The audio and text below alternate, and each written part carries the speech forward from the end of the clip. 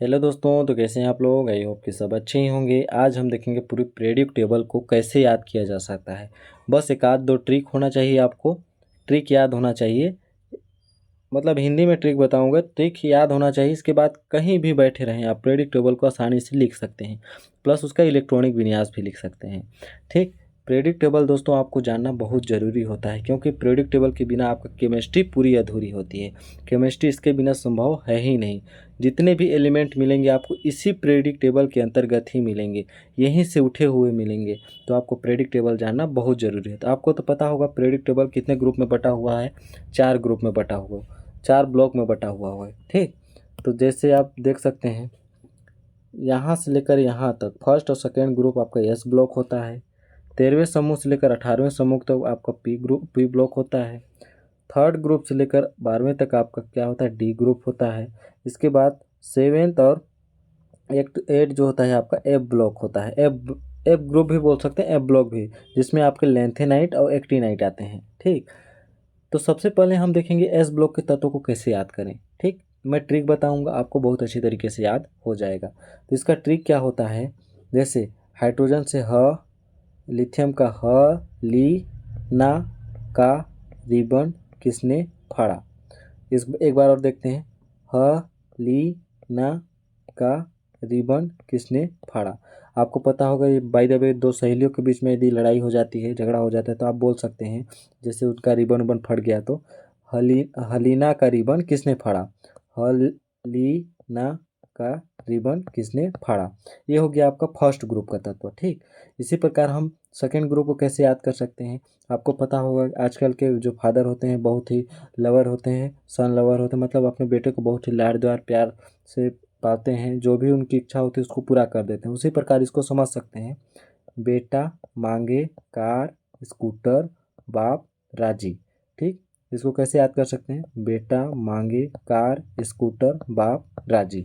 ये हो गया आपके एस ब्लॉक तत्वों का आसानी सा ट्रिक। आप इसको एक कॉपी में हिंदी में लिख लीजिएगा, इसके बाद एक बार पढ़िएगा। आप उतनी उतनी मोट बुक को याद कर लेते हैं तो कौन सी बड़ी चीज़ होती है प्रेडिक्टेबल। ठीक। इसी प्रकार हम देख लेते हैं पी ब्लॉक के तत्वों को। पी ब्लॉक में आपको क्या बताया, 13वें समूह से लेकर 18वें समूह तक जितने भी तत्व होते हैं आपके पी ब्लॉक में आते हैं।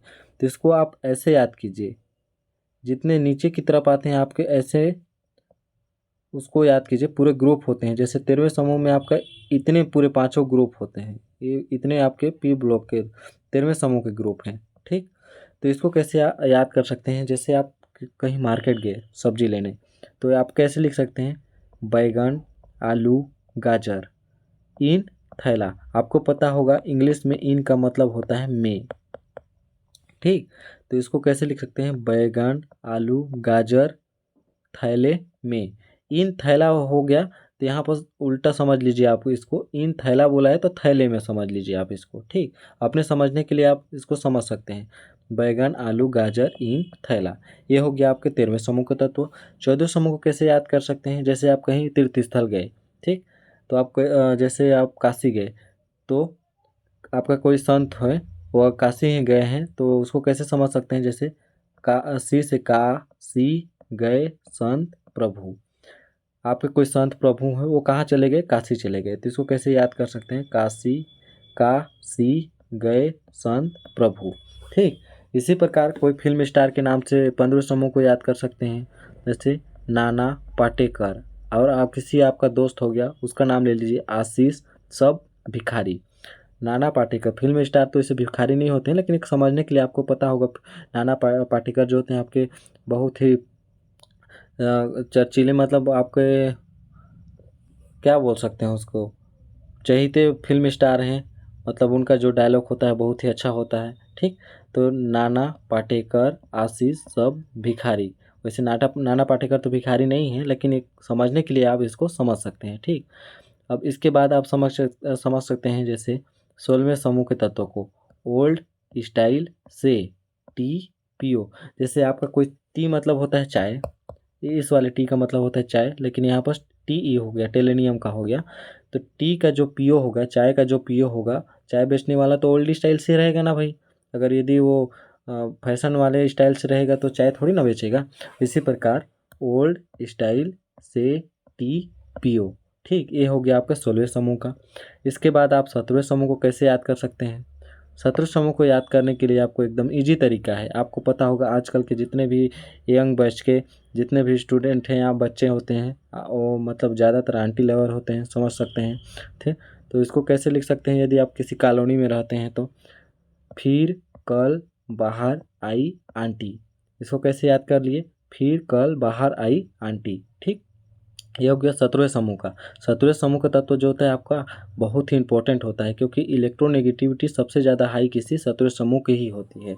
ठीक, इसके बाद हम 18वें समूह की बात करें तो 18वें समूह के तत्व जितने भी होते हैं तो आपको पता होगा 18वें समूह के तत्व जो होते हैं इनर्ट होते हैं, मतलब अक्रिय होते हैं, किसी से क्रिया नहीं करते, क्योंकि इनका अष्टक जो होता है कंप्लीट होता है। तो यहाँ पर आप कैसे याद कर सकते हैं? आपको पता हो कि आज का जो भी डे है फैशन का डे है। ठीक, तो लड़कियों के नाम से है हिना, नेहा और करीना। करीना, जब इनका फ़ोटो जैसे ये लोग फ़ोटोशूट वगैरह में जाते हैं तो इनका जो कलरफुल फ़ोटो आता है, जानते हैं आपको मेकअप की दुकान होती हैं लड़कियां, तो कलरफुल फ़ोटो आता है तो उसका एक्सरे भी क्या होगा? रंगीन आएगा। तो क्या बोल सकते हैं? हिना, नेहा और करीना एक्सरे रंगीन। आयरन से रेडियम होता है। ठीक, ये हो गया 18 समूह का तत्व। ठीक, इसके बाद हम डी ब्लॉक के तत्व को कैसे याद करें? डी ब्लॉक में आपको पता होगा,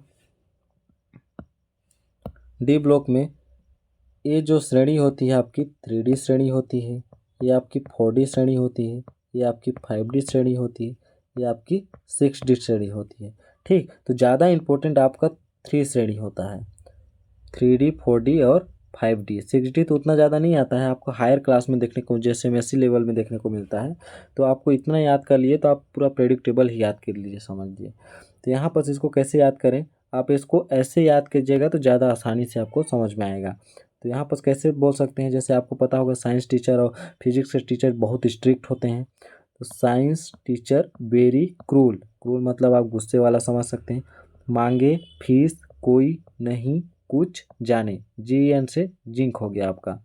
ठीक, science science teacher very cruel, मांगे फीस कोई नहीं कुछ जाने। ठीक, ये हो गया आपका 3D स्टडी का। 4D श्रेणी में कैसे याद कर सकते हैं? आपको पता होगा आजकल लव बहुत जल्दी हो जाता है, अट्रैक्शन बहुत जल्दी हो जाता है, उसी प्रकार आपका ब्रेकअप वगैरह हो जाता है तो पेनफुल होता है, दर्द भरा होता है कहानी, तो इसको उसी के हिसाब से समझ सकते हैं। ये जरूरी नहीं मोहब्बत तेरी रुलाती रहे, प्यार दे, ये आपका प्यार दे, पी से प्यार, डी से दे, अगर कोई दोस्त, जैसे दोस्तों का जैसे ही प्यार मिलने लगता है आपका, इसमें भी ब्रेकअप हुए रहता है उसको भूल जाते हैं, तो वही हो गया आपका यहाँ पर। जैसे ब्रेकअप करके चली गई तो आप उसको बोल सकते हैं ये जरूरी नहीं मोहब्बत तेरी रुलाती रहे, प्यार दे, प्यार दे, अगर कोई दोस्त, सी से कोई हो गया, डी से दोस्त हो गया आपका। ठीक, ये जैसे ही आपको दोस्तों का प्यार मिलने लगता है आप कितना भी पुराना जो उतना है आपका प्यार उसको भूल जाते हैं, इतना तो पता होगा। इसी प्रकार आप कहीं बस देखे होंगे, यदि सिटी में जाएंगे तो कोई हफ्ता मांगता है या कोई गुंडागर्दी दिखाता है तो उसके हिसाब से इसको 5D को याद कर सकते हैं। ला, ये दोनों को आप हफ्ता बोल सकते हैं, दोनों को HF और TA को हफ्ता बोल सकते हैं। ला हफ्ता, वरना रे उसे इधर पिटाई और होगी, जैसे कोई धमकी देने लगता है हफ्ता दे वरना पिटाई करूँगा, वैसे ही इसको याद कर सकते हैं। ला हफ्ता, वरना रे उसे इधर पिटाई और होगी। ये रहा आपका डी ब्लॉक के तत्व को याद करने का एक सिंपल तरीका। आप एक्टिनाइड और जो लेंथेनाइड तत्व हैं उसको नहीं याद करेंगे तो आप चलेगा, लेकिन ये हायर क्लास के लिए आपको ज़रूरी होता है। तो आप यदि इतना भी याद कर लेते हैं एस ब्लॉक, पी ब्लॉक और डी ब्लॉक, तो इतना आपके लिए इनफ होगा। आपके लिए इतना मतलब प्रेडिक्टेबल ही याद कर लीजिए, कर लिए समझ लीजिए आप, तो आपको इतना याद होना चाहिए। तो आई होप दोस्तों आपको अच्छे समझ में आया होगा। यदि आपको अच्छे समझ में आया होगा तो प्लीज़ सब्सक्राइब कीजिएगा। बाकी तो मैं कुछ नहीं बोल रहा हूँ, यदि समझ नहीं आया होगा तो सब्सक्राइब मत कीजिएगा बस। मिलते हैं अगले नेक्स्ट वीडियो में, तब तक के लिए धन्यवाद।